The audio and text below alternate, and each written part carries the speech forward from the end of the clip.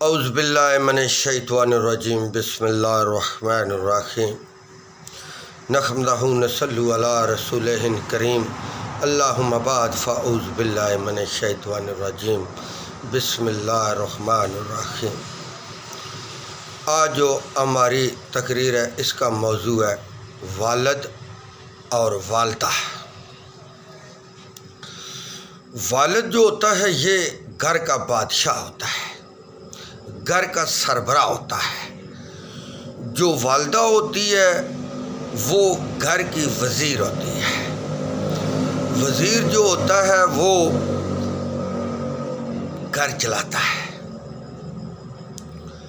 باپ جو ہوتا ہے یہ محنت مزدوری کر کے سردیوں گرمیوں میں تو گھر آ کے بیوی کے ہاتھ میں دے دیتا ہے جو کچھ اس نے کمایا ہوتا ہے۔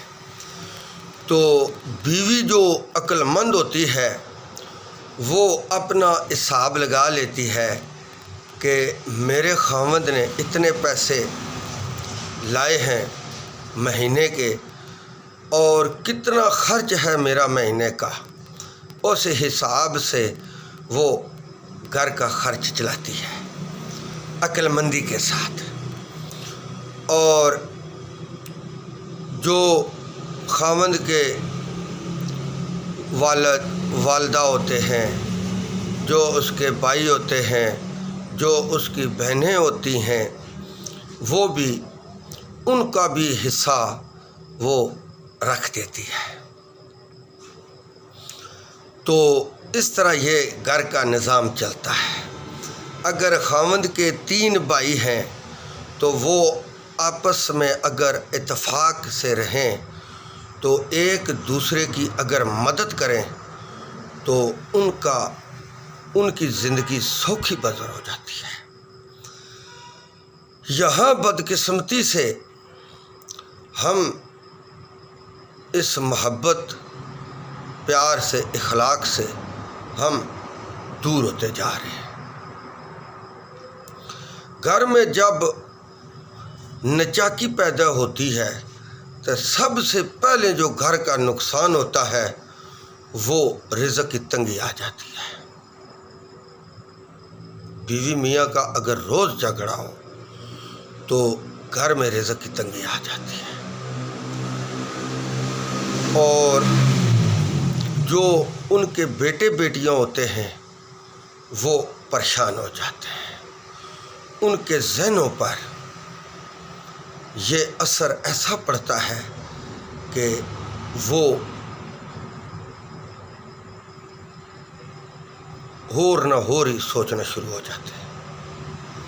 مثلا پڑھائی والے بچے ہیں، اگر گھر میں خاوند اور بیوی جھگڑا کریں تو اس کی پڑھائی میں فرق آ جاتا ہے۔ وہ یہ سوچتا رہتا ہے کہ ماں کو سمجھاؤں یا باپ کو سمجھاؤں، کیونکہ اس کے لیے یہ دونوں ہی قابل عزت ہستیاں ہیں۔ اگر باپ کے ساتھ تلخی کلامی کرے گا تو تب بھی دوزخ میں چلا جائے گا، اگر والدہ کے ساتھ کرے گا تو تب بھی جنت میں دوزخ میں چلا جائے گا۔ یہ دونوں ایسی ہستیاں ہیں کہ اللہ رب العزت نے حکم فرمایا کہ والدین کے آگے جھکے رہو، اف تک نہ کہو۔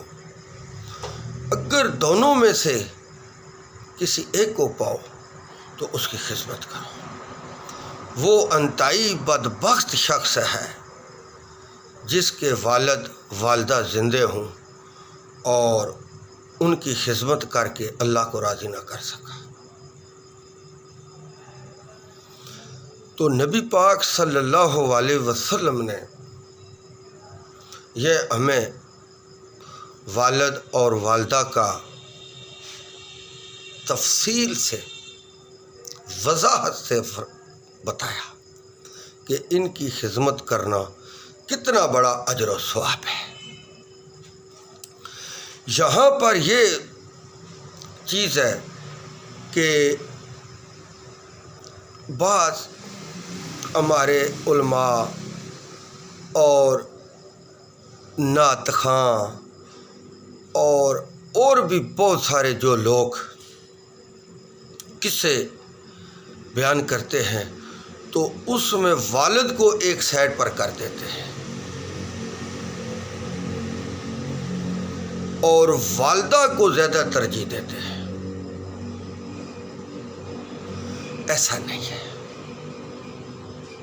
دونوں برابر ہیں، دونوں برابر ہیں۔ والدہ کا اس لیے کہا گیا کہ عورت کا کوئی اپنا گھر نہیں ہوتا۔ اگر اس کو خاوند کسی وجہ سے طلاق دے دے تو جو گھر میں سامان ہوتا ہے، کپڑے ہوتے ہیں، وہ وہیں چھوڑ کر چلی جاتی ہے۔ اس لیے اسلام نے اس کو زیادہ اس کی پذیرائی کی ہے۔ والد جو ہوتا ہے یہ گھر کا مالک ہوتا ہے، مگر دنیا میں چاہے والد ہو چاہے والدہ ہو، دونوں کی یکساں خدمت کرنی فرض ہے اولاد پر۔ دونوں کی خدمت کرنا فرض ہے۔ یہ نہیں ہو سکتا کہ والد کی زیادہ عزت کی جائے اور والدہ کی کم کی جائے، یا والدہ کی زیادہ کی جائے اور والد کی کم کی جائے۔ اگر والد کی تم عزت کم کرو گے تو اللہ تم پر ناراض ہوگا۔ والد کی بد دعا ایسی ہے جو فوری لگ جاتی ہے۔ والد کی بد دعا فوری لگ جاتی ہے اگر اولاد کے لیے بد دعا کرے تو۔ والدہ کی بد دعا اس لیے جلدی نہیں لگتی کہ وہ نرم دل ہوتی ہے۔ والد اگر مارے گا تو سخت مارے گا، والدہ اگر بچوں کو مارے گی تو وہ پیار سے مارے گی، زور سے نہیں مارے گی۔ کیونکہ بچے جو ہوتے ہیں نا والدہ کی طرف زیادہ رغبت کرتے ہیں والد کی بنسبت، کیونکہ والد باہر رہتا ہے، والدہ کے وہ پاس رہتے ہیں، تو اس لیے اولاد والدہ کی زیادہ مانتی ہے۔ مگر والدہ کو یہ چاہیے کہ بچوں کو ایسی بات سنائے، بتائے کہ جس میں والد کی وہ بیٹی یا بیٹے عزت زیادہ کرنی شروع کر دیں، اس کی خوبیاں بیان کرے، اس کی برائیاں نہ بیان کرے۔ اگر برائیاں بیان کرے گی تو گھر میں فساد شروع ہو جائے گا۔ والد کے دل میں میل آ جاتی ہے کہ یار یہ میری بیوی ہے، چلو مجھ سے کوئی غلطی ملتی ہوگی یا مارا پیٹا ہے تو یار اب تو بچے جوان ہیں، ان کے سامنے میری یہ برائی بیان کر رہی ہے۔ عین ممکن ہے کہ والدہ اگر زیادہ والد کے ساتھ جھگڑا کرے تو ممکن ہے وہ اٹھ کر بیوی کو چاڑ تپا کر جائے۔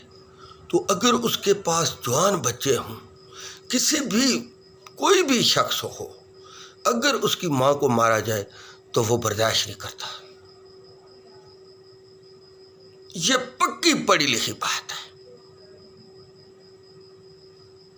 کوئی لاکھوں میں سے 2-4 آدمی ہوں جو عقل مند ہوں، وہ آپس میں صلح کرا دیتے ہیں۔